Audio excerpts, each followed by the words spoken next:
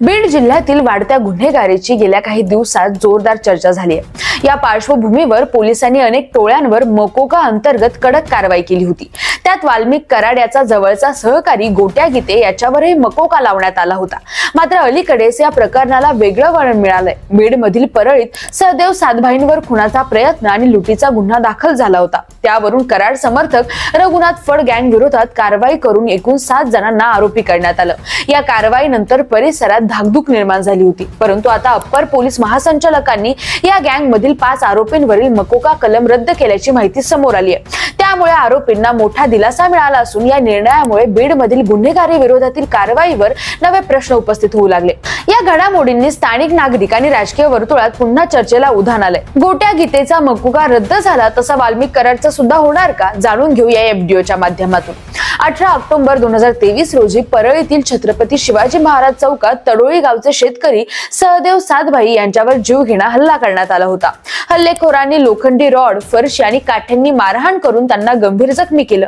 यानंतर त्यांच्या खिशातील तब्बल 2,70,000 रुपये काढून घेतले, तसेच शिवीगाळ करत जीव घेण्याच्या धमक्या दिल्या। या प्रकरणाशी संबंधित म्हणून पोलिसांनी वाल्मिक कराडचा विश्वासू सहकारी गोट्या गीते याच्यासह जगन्नाथ फड, संदीप सोनवणे, बालाजी दहीफळे, विलास गीते, रघुनाथ फड आणि धनराज उर्फ राजाभाऊ फड अशा 7 जणांवर मकोका अंतर्गत कारवाई केली होती।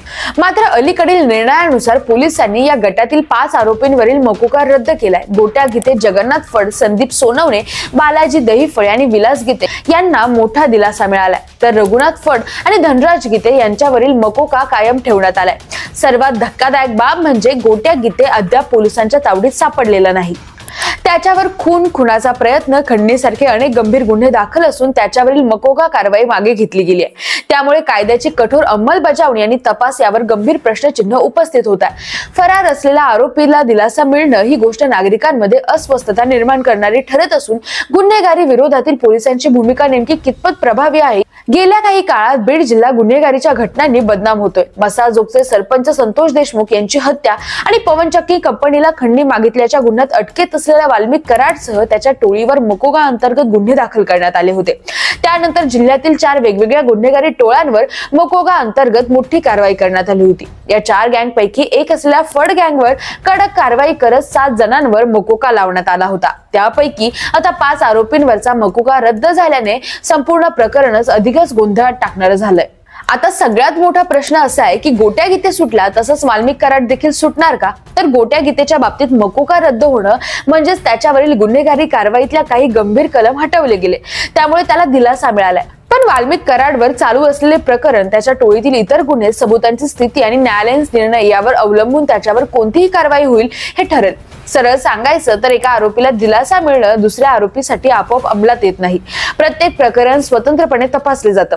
जर वाल्मिक कराड विरोधात पुरावे मजबूत असतील तर त्याच्यावर मकोका किंवा अन्य गुन्हे कायम राहू शकतात। शिवाय वाल्मिक कराड विरुद्धच्या प्रकरणांमध्ये हत्या, खंडणी आणि गुन्हेगारी टोळी चालवणं यासारखी गंभीर प्रकरणं आहेत। न्यायालयीन प्रक्रियेत हे प्रकरणं गंभीरतेने घेतली जातात। जर पोलिसांनी मजबूत पुरावे सादर केले तर त्याला सुटणं कठीण होऊ शकतं। मकोका अंतर्गत गुन्हेगारी टोळ्यांवर कारवाई ही गंभीर मानली जाते, कारण हे विशेष गुन्हेगारी कायदे आहेत।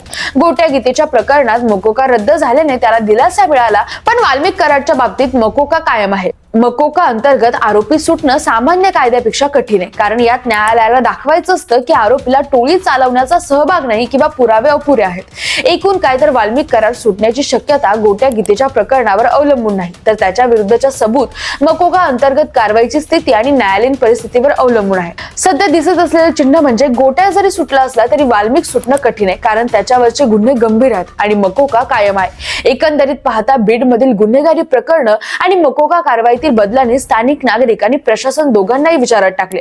गोट्या गीतेला दिलासा मिळाल्याने काही प्रमाणात हलका फुलकासा आश्वासक धोका कमी झाला, परंतु वाल्मिक कराड सारख्या मुख्य आरोपींवरची कारवाई अजूनही कायम असल्यामुळे गुन्हेगारी विरोधातील लढाई अजून संपलेली नाही।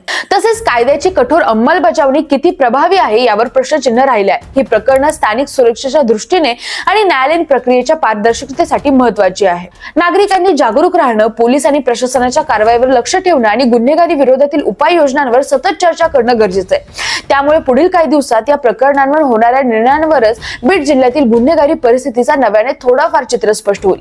बाकी या सगळ्या घटनेवर तुमचं काय मत आहे? कमेंट करून नक्की सांगा आणि मराठी मंडईला सबस्क्राईब करायला विसरू नका। धन्यवाद।